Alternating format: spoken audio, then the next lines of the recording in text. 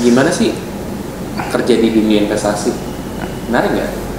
Atau menurut lu apa sih sebenarnya ketika lu pelajarin di balik layar dari kerjaan investasi? Sebenarnya sih menarik bagi gua untuk terjun kerja di dunia investasi. Dan sebelumnya ini nggak kebayang sih bakal gua kerja di salah satu perusahaan manajer investasi juga kan.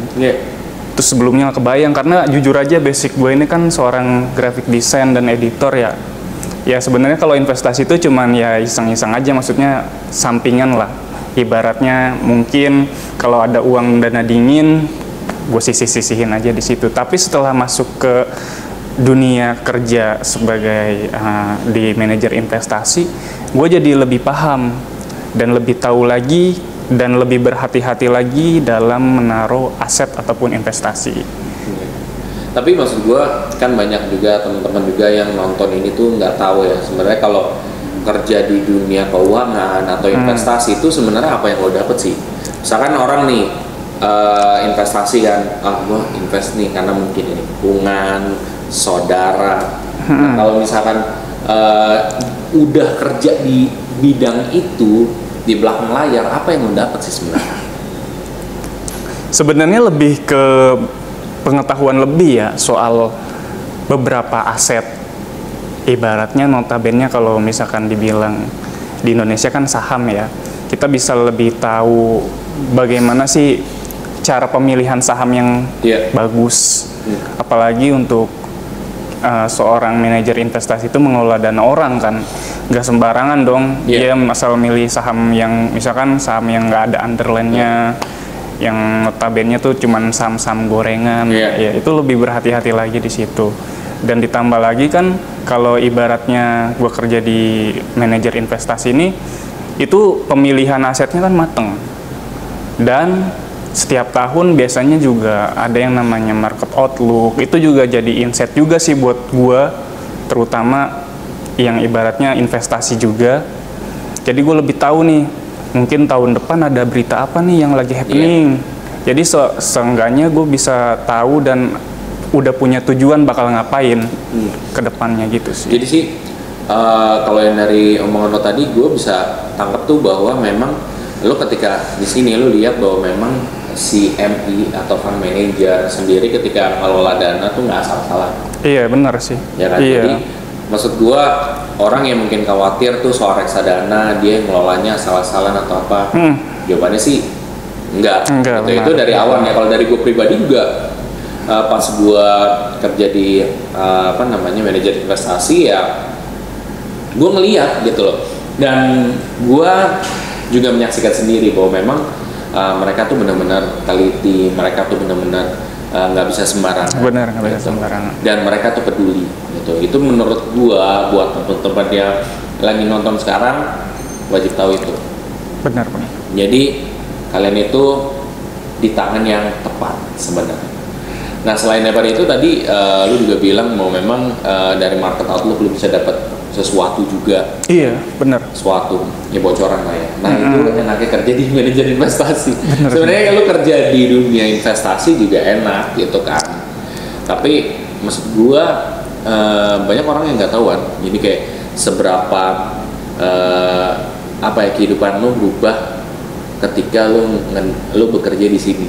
Atau di manajer investasi atau di keuangan. Kalau gue pribadi sih maksudnya gue dari gaya hidup gue berubah gitu ya, gue jadi lebih bisa memerhatikan keuangan. Apalagi kalau misalkan nih kita bikin konten ya, gue kayak misalkan ada salah satu konten yang soal ngomongin rumah, dia ngomongin bahwa kalau lu nggak mulai sekarang ya, gue ya lu gak akan dapat.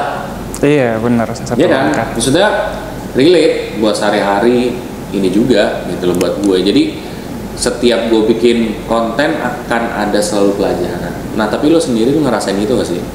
Sama sih, gue juga kadang setiap ngedit konten di MI ya di kantor kita nih. Ya kadang gue setiap ngedit tuh suka ngeliat merhatiin si narasumbernya ngomong apa. Kadang suka relate aja gitu. kalimat yang diucapkan, yang mungkin ini juga pengalaman pribadi beliau juga dan ngena juga di gua. Kayak contohnya kayak yang tadi lu bilang sebut beli rumah buat generasi muda nih kayak gua mungkin Gen Z mungkin gak sih punya rumah. Iya kan? Iya. Itu soalnya jadi pertanyaan tau, pada bisa beli rumah nggak Gen Z gitu. Ya kalau gue pribadi sih emang berat ya. Lo lihat rumah deh Wan ya. Misalnya rumah sekarang juga harganya udah gila-gilaan, ada miliaran gitu. Emang nggak menutup kemungkinan kalau lo di luar kota tuh bisa sampai ratusan juta gitu ya. Benar. Nggak, tapi kita ngomongin kalau di ibu kota ya. Atau mantan ibu kota bisa dikatakan ya. Iya kan? Iya benar. Ya tapi maksud gue memang susah. Dan kalau lu kerja di keuangan teman-teman, lu bisa lihat bahwa memang mereka tuh gaya hidupnya lebih mencoba menyisihkan sebelum mereka melakukan suatu kegiatan. Benar. Jadi banyak manfaat ya. Yes, jadi lu nggak hanya tahu soal market, tapi lu juga bisa tahu banyak hal. Pola mengatur keuangan sih lebih tepatnya. Iya. Kayak aware sama yang namanya dana darurat. Mungkin dulu sebelum gua kerja di MI, gua tuh ibaratnya dana darurat seadanya aja mungkin. Iya. Tapi sekarang tuh udah di-preparein sih. Udah itu kayaknya penting banget dana darurat karena kita nggak tahu kan nextnya bakal kenapa gitu, ada kejadian apa sih amit-amit gitu ya. Tapi kalau kita udah ada dana darurat kan ibaratnya lebih safety aja untuk kedepannya. Dan gue mikir kayaknya setiap lingkungan kerja lo sebenarnya mempengaruhi lo ke depan juga. Kalau lo pengen diri lo financially ya cukup bisa termanage gitu ya, lo dengan lingkungan kayak gini lo sehat gitu lo ya. Lo ngerti menempatkan posisi. Mungkin lo ada yang punya tujuan apa, mau ekspor impor, ya udah lo ke tempat kerjaan seperti itu.